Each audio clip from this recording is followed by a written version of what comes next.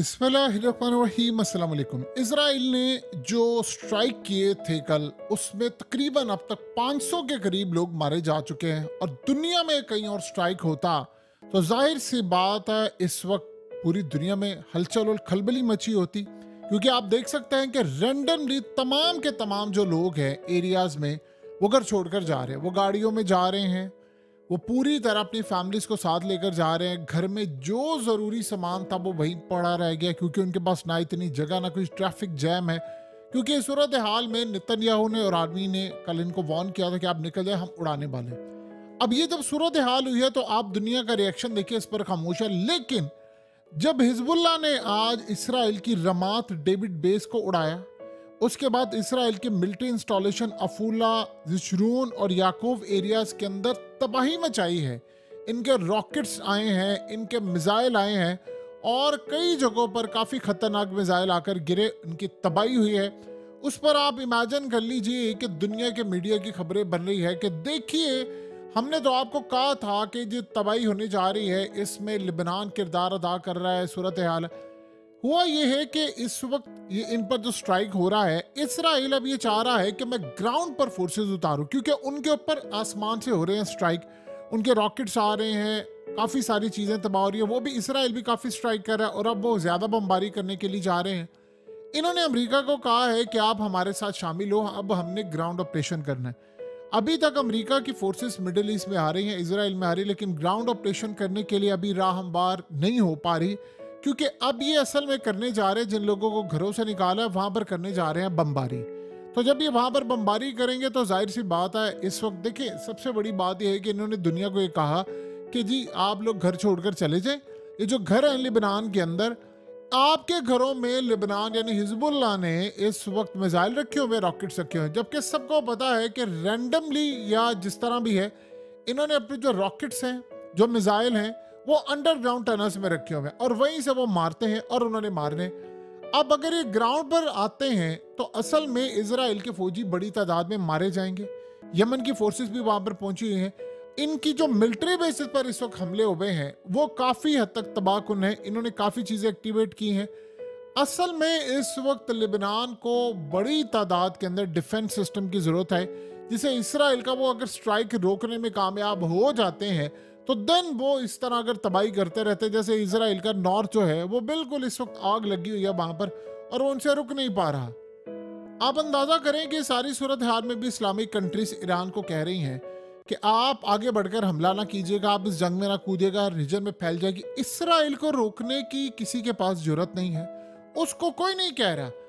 और कह रहे हैं जी लिबनान भी जरा हाथ उला रखे, फलाना रखे, ये रखे। अब इस वक्त सूरत हाल ये है कि गालिबन अगली खेप जो है वो पहुंच गई है लिबनान के पास, लॉन्ग रेंज और बड़े खतरनाक मिसाइलों की। देखिए इस रात को जो हमले किए हैं हिजबुल्लाह की जानिब से, रॉकेट मारे गए हैं, मिसाइल टारगेट यानी गलीली में, हाइफा में, बे एरियाज में, और इस सूरत हाल के अंदर काफ़ी हद तक इसराइल के मिलिट्री बेसिस को नुकसान पहुंचा है। लेकिन अभी तक देखें तो रैंडमली सिविलियन, यानी 2 दिन पहले तो उन्होंने सिविलियन एरियाज में भी हमले किए थे हिजबुल्लाह की जानिब से, लेकिन इस वक्त उन्होंने सिविलियन की बजाय उनकी मिलिट्री को निशाना बना रहे हैं। उनकी खास तौर पर उस एयरबेस को निशाना बनाया जा रहा है जहां से इनके तैयारे उड़कर आते हैं और वहां पर ही हमला कर रहे हैं और वहां पर एक्यूरेटली जाकर टारगेट किया जा रहा है। देखिए इस वक्त इनके डिफेंस मिनिस्टर की मीटिंग वगैरह इस वक्त हो चुकी है सारी, और फैसला ये हुआ है, उसने भी आगे हथियार डाल दिए, क्योंकि वो भी पहले कह रहा था जंग नहीं करनी, लेकिन गालिबन अब पीछे से प्रेशर इतना ज्यादा आ गया है, अवाम भी कह रही है जंग नहीं करनी, लेकिन इनके पास अब रास्ता कोई नहीं है। देखिए इस वक्त लिबनान के अंदर हिजबुल्लाह के लीडर को डिसाइड करना है कि उन्होंने फुल फ्लेज वॉर में अब जाना है, क्योंकि वॉर तो शुरू हो चुकी है। अब वो असल में छोटे छोटे रॉकेट्स को या इस तरह की अगर मिसाइलों को इस्तेमाल करते रहेंगे तो इसका कोई फायदा नहीं है। अगर तो या तो उनको पावरफुल मिसाइल अब इस्तेमाल करने जो उनके पास पड़े हुए हैं वो इस्तेमाल करेंगे तो ही बात बन सकेगी, अगर आगे वो जाएंगे, वरना इस सारी सूरत हाल के अंदर उनके पास रैंडमली कोई जो मामला होगा जिस तरह वो तबाही करें, क्योंकि वो तो सिविलियन को पूरी तरह तबाह करने के लिए आ रहे। देखिए किरियात शमूना के अंदर काफ़ी नुकसान हुआ है, हाइफा में हुआ है, अफूला में हुआ है, नज़ारत में हुआ है, काफ़ी जगहों पर इसराइल को नुकसान है। उनके मिलिट्री बेसिस को उनके टारगेट हिट किए गए हैं। लेकिन अगर इस सारी सूरत हाल में उनकी बेसिस को मुकम्मल तौर पर डिस्ट्रॉय करना है तो जिस तरह यमन ने मिसाइल मारे हैं उस तरह के स्ट्रॉन्ग हाइपरसोनिक मिसाइल मारने पड़ेंगे ताकि वो मिसाइल जाके लगे। अब अगर आप जंगलात को या इस तरह की चीज़ों को उड़ाते रहेंगे तो जाहिर सी बात है इस सारी सूरत हाल में वो फिर आपके ऊपर बड़े मिसाइल करते हैं। आप देखिए ना, उन्होंने एक दो स्ट्राइक किया आकर, बल्कि उसके बाद फिर उन्होंने कहा कि हम ज़्यादा स्ट्राइक करेंगे। तो कल करीबन उन्होंने 300 से 400 के दरमियान स्ट्राइक करके 500 से ज्यादा लोग एक ही स्ट्राइक यानी एक ही दिन के अंदर ही आप सोच रहे उन्होंने मार दिए हैं। तो अब इनके पास रास्ता पीछे कोई नहीं बचा कि आपको फुल फ्लेज वॉर जाना पड़ेगा। इसराइल इस वक्त ये चाह रहा है कि जल्द से जल्द मैं ग्राउंड के ऊपर उतर जाऊं, क्योंकि ये जो लोग अब छोड़कर जा रहे हैं घर, अब इनके घर हैं खाली। अब इन्होंने करना क्या है, इन्होंने इन घरों के ऊपर करनी है बमबारी, बिल्कुल इनको खंडर बना देंगे। ये घर अब सलामत नहीं रहने वाले।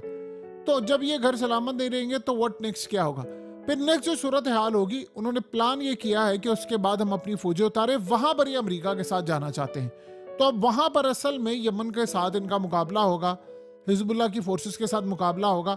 वहां पर सूरत हाल देखने वाली होगी। देखिए, जहां तक बात यह है कि अफगानिस्तान के अंदर, अफगानिस्तान में अमेरिका से जब लड़ाई लड़ी थी तो वहां पर उनके पास कुछ नहीं था, लेकिन ग्राउंड पर वो लड़ाई नहीं, इसराइल की फोर्सेस ग्राउंड पर लड़ने की काबिलियत नहीं रखती, ये याद रहे। वहां पर वो लेवल नहीं है उनका, क्योंकि आपने देखा कि जब भी वो करते हैं उनको एयरफोर्स की कैपेबिलिटीज का होता है कि वो वहां पर करते हैं। अब इस सारी सूरत हाल में जो बड़ा एक स्ट्राइक करना है हिजबुल्लाह ने, वो गालिबन इंतजार किया जा रहा है कि यमन की जानिब से स्ट्राइक हो, और ऐसा लग रहा है कि एक आध दिन में, आज हो जाए कल हो जाए, यमन स्ट्राइक के लिए तैयार है। देखिए, 2006 के बाद आज तक हाइफा में इस तरह की सूरत हाल कभी पेश नहीं आई। बहुत ज़्यादा इसराइल का यानी पोर्ट्स का नुकसान हो रहा है, और गालिबन उनकी इकॉनमी जो है वो अब रिसेशन में जाने वाली है। उसके अलावा जो रेटिंग है उनकी वो नेगेटिव में जाने वाली है। इस सारी सूरत हाल के अंदर एक बेवकूफ़ाना काम करवाने के लिए इस्लामिक कंट्रीज़ को उन्होंने किया क्या है, उन्होंने एक तस्वीर बनाई और उस तस्वीर के अंदर उन्होंने दिखाया कि जी देखिए, अब पिज़्ज़ा हट वाले हमें पिज़्ज़ा दे रहे हैं, यानी इजराइल की फौज को। अब वो करते क्या हैं, ये आप तस्वीर देख सकते हैं। वो करते क्या हैं, उनको पता है कि इस्लामिक कंट्रीज के अंदर इस वक्त जज्बात उरूज पर उभरे हुए हैं, तो हम इनको पागल बनाने के लिए एक नया काम करते हैं। उन्होंने इस तस्वीर को जारी किया जिसमें पिज़्ज़ा हट वाले इनको पिज़्ज़ा दे रहे हैं। अब होगा क्या कि इस्लामिक कंट्रीज में बेवकूफ़ सारे पिज़्ज़े का बाइकआउट करना शुरू कर देंगे, पिज़्ज़ा हट का बाइकआउट करेंगे। वहां पर कस्टमर्स आना बंद हो जाएंगे, उनकी जॉब जाएगी इस्लामिक कंट्रीज में। वो ये चाहते हैं कि आप पागल रहें, इसमें आप पागल रहें, आपके अंदर ये जज्बा ना उभर पड़े कि यार आप अपनी फौज को कह लें, इस्लामिक कंट्रीज 57 मिलकर कोई हमला कर लें, फौजों को कह लें, एयरफोर्स को कह लें, मिसाइल मार लें। ये डिमांड वो कहते हैं कि इनके दिमागों में कहीं आ ना पाए कि वो ये कह दें कि भाई हम इजराइल पर मिसाइल मारे, या हमारी एयरफोर्स जाए, या लोगों की जाए, इस पर कोई ना आए। हाँ, अब नया आपको काम दे दिया है कि आप थके मैकडॉनल्ड्स का बाइकआउट करके, क्योंकि लोगों के जहन में आता है कि यार हमने कोको कोला का बाइकआउट किया, फलाना किया, ये किया, वो किया, रिजल्ट्स नहीं आ रहे हमें। इसराइल तो पहले से ज्यादा हमला करते, उन्होंने कहा आपको एक और चूरन देते हैं, पिज़्ज़ा हट का कर ले। आपका दिल, यानी आपने समझते हैं कि इससे होगा, या पूरा वर्ल्ड भी मिलकर कुछ कर लेना, आप उसका कुछ नहीं उगाड़ सकते। हाँ, उसको तब फर्क पड़ेगा कि जब कोई डिफेंस सिस्टम देगा, मिसाइल रोकेगा, फौज भेजेगा। आप ये सोचो, कोलंबिया कह रहा है कि फौज रवाना की जाए इसराइल के दांत तोड़ने के लिए। सो इस वक्त सूरत हाल आपका यानी अंदाजा देख लें, इस वक्त लेवल ये है कि अगर एक मुल्क लड़ रहा है या बाकी सारे बैठकर तमाशा देख रहे हैं, तो उसके बाद की सूरत हाल आप देख लेंगे क्या होगी। देखिए, ऐसा लग रहा है कि अब लिबनान शायद एक बड़ा स्ट्राइक करने के लिए जा रहा है, और वो काफ़ी बड़ा होगा। अगर तो उन्होंने इनकी जो ख़ास उधर निवातम बेस को टारगेट कर दिया, जहाँ से F-35 भी उड़ते हैं और दीगर भी उड़ते हैं, तो फिर तो आप ये समझ लीजिए कि काफ़ी हद तक वो नुकसान। वो असल में अभी कोशिश ये कर रहे हैं कि हम जिस चीज़ को हिट करें, जहाँ से इनके तैयारे उड़ते हैं, वहाँ पर हिट किया जाए। तो उसके लिए तो आपके पास एक ही मिसाइल होना चाहिए, वो है हाइपरसोनिक मिसाइल।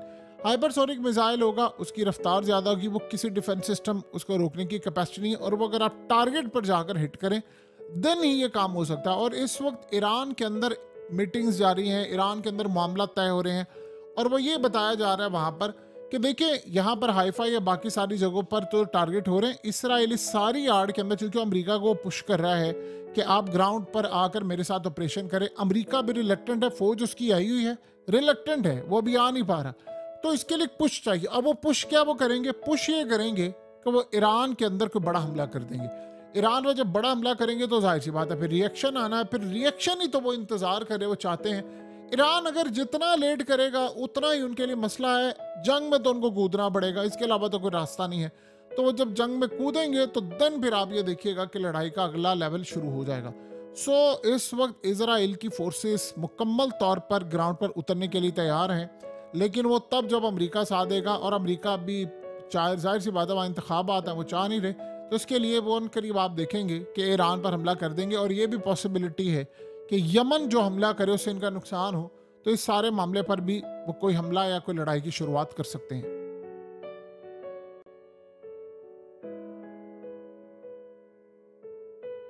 हकीकत टीवी को सब्सक्राइब करना मत भूलें, वीडियो को लाइक करें, शेयर करें और कमेंट सेक्शन में अपनी राय का इजहार ज़रूर करें।